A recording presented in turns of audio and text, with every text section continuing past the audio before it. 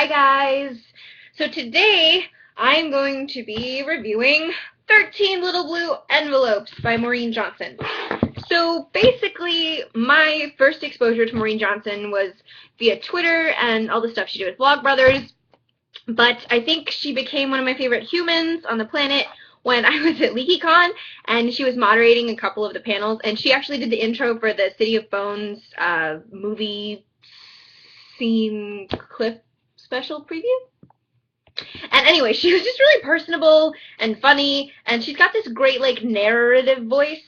And so I went ahead and bought this this when I got back from LeakyCon, and basically it's told like third person, omniscient, limited. So it's just talking about the protagonist, whose name is Ginny, and she's 17, and basically she has a bunch of letters that have instructions for travel from her aunt who has passed away.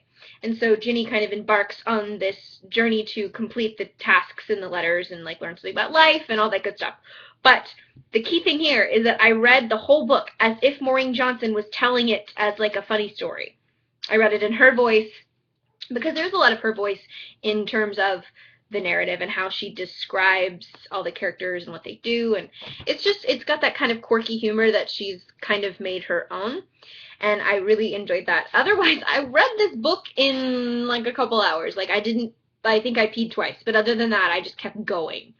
And it's just because even though that we've got this theme of death and kind of discovery of stuff after death and life and what you should be learning from the confrontation of mortality, it never gets too angsty.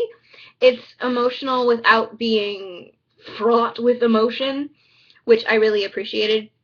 And it has that feel of like the young girl goes off to Europe and falls in love, but it's never too cheesy. Like it's never completely unbelievable. She obviously, like on the back it says something, utterly romantic. And yeah, there's like some romance. There's a boy that Ginny likes, but at the same time, Ginny and this boy, their relationship is hardly cinematic, and I liked that about this book, in that their relationship was awfully flawed. I mean, you still shipped it, clearly, but they had their dysfunctional moments, and that kind of added to the humor, and it added to the idea that this was a little more realistic, in so much as dead relatives leave you money and instructions to travel abroad can be realistic. But it's, you just suspend that disbelief for a bit, and then you can get into the really kind of fun narrative. And the characters that she meets along the way, they come in, and then they serve their purpose, and then they kind of go out, and it's very, it's pleasant, like the way they just kind of come in, contribute to the story.